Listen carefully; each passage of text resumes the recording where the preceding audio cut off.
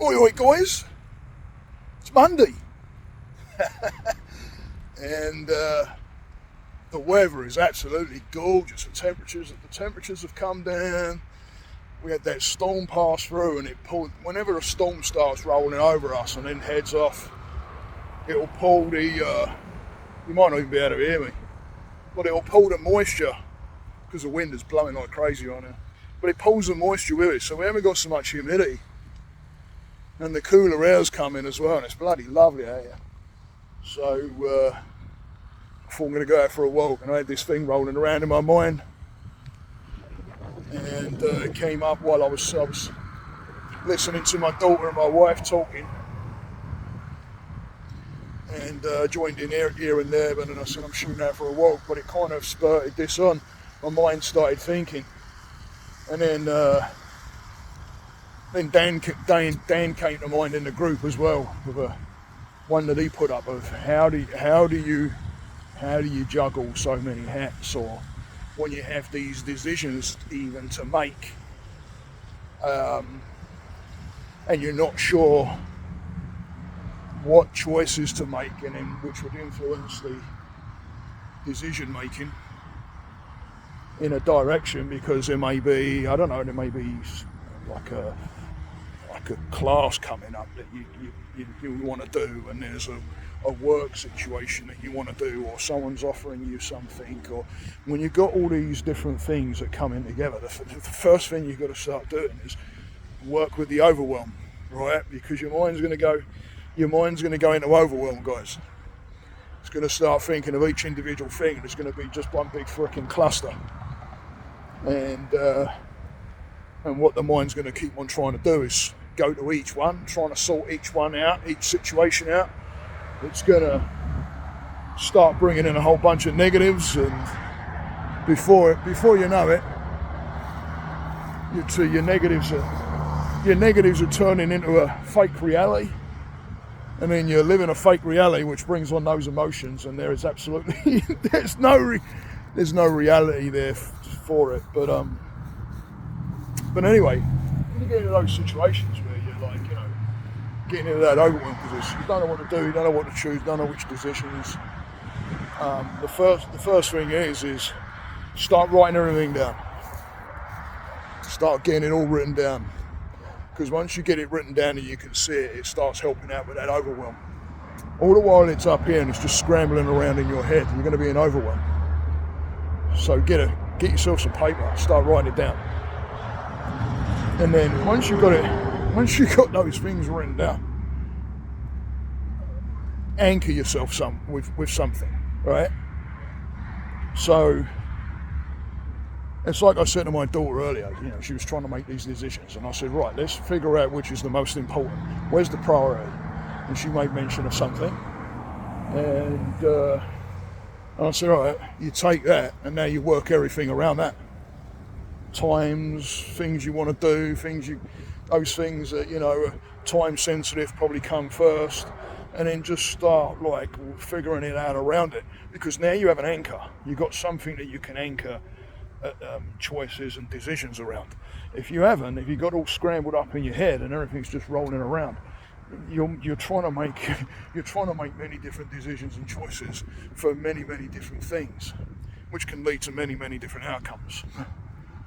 But yeah, all the while you're thinking, all the while your mind is into that overwhelm starts bringing on that bit of a negative energy, and then that negative energy starts changing your body chemistry, and then you'll start thinking about shit, right?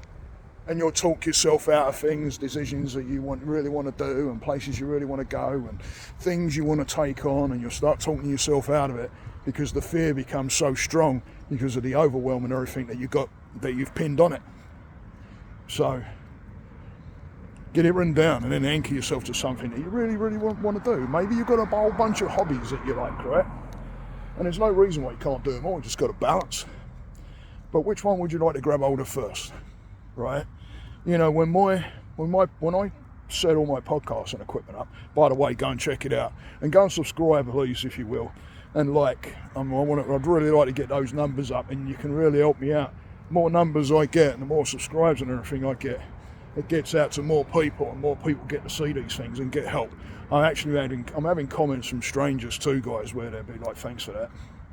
So, that don't get out to those people, and those people ain't going to see me unless it's, you guys start helping me out a little bit and pushing that subscribe and the like and everything. But anyway, so even if you've got a whole bunch of hobbies in it that you're looking at, when I got that podcasting equipment, I mean, all right, it took me nearly a year to open the box up and set it all up. But hey, right, once I got that set up and I started getting into that, I gained my balance shifted a little bit.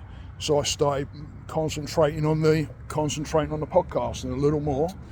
Doesn't mean I wasn't thinking about and working on the vlog in and out. I just still do my Fridays, and I'll throw videos out here and there like I am now. But my mind is podcast and how I can pull that in. I've been working on my website now. Go and check that out. mindnutritionforall.com. It's a number 4 and then all.com. Go and check that out. I threw up a new blog up there about judgment. Go and have a read of my blogs. I've got quite a few on there, but I'm starting to work on the website, which has perked my interest again, because because I haven't been on there, there's a whole new load of stuff that I'm playing around with. I even managed to get a YouTube video posted up on my webpage. I was like a kid in a sweet shop.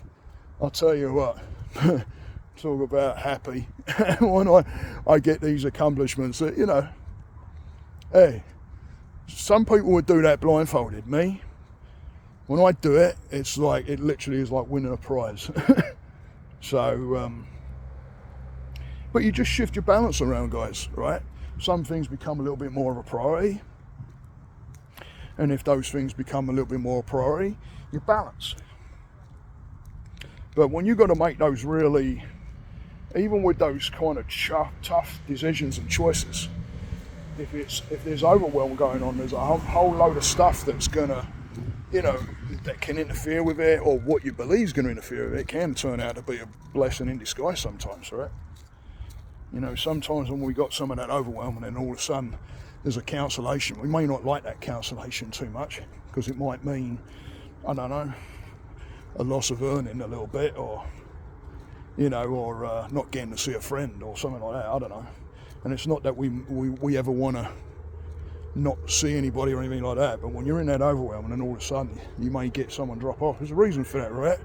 Probably could be the universe helping you out and just release some of that stuff. But you can really, really help yourself out, guys, if you start organising your shit and start writing it down and looking at what it really is. I had one person once, and I was telling her about meditating and everything. She's like, I ain't got no time. I'm like, okay.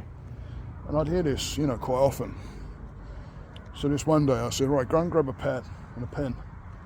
And we sat down and I said, right, tell me about your day. And we started writing pointers down. I was putting time next to each one.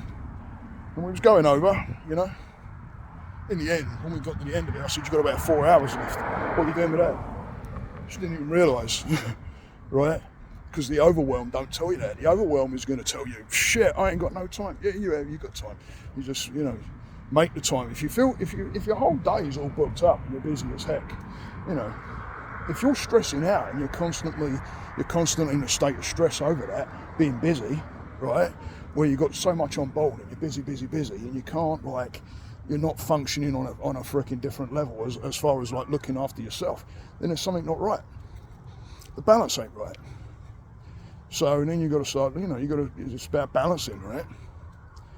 But anyway, so going back to the anchoring bit. So anchor yourself to something and then work around that, right? It's like, I know I want to do a podcast. I want to start podcasting. Right, what do I need? What do I need to know? What knowledge do I need? What kind of, equipment and mics and, all kinds of questions come up. But once I anchored myself to what I actually wanted to do, that's when you can start thinking about, right, where's the structure around that? What do I need? So think about it, guys. Write the overwhelm down, anchor yourself off. Stay the course, guys. Namaste.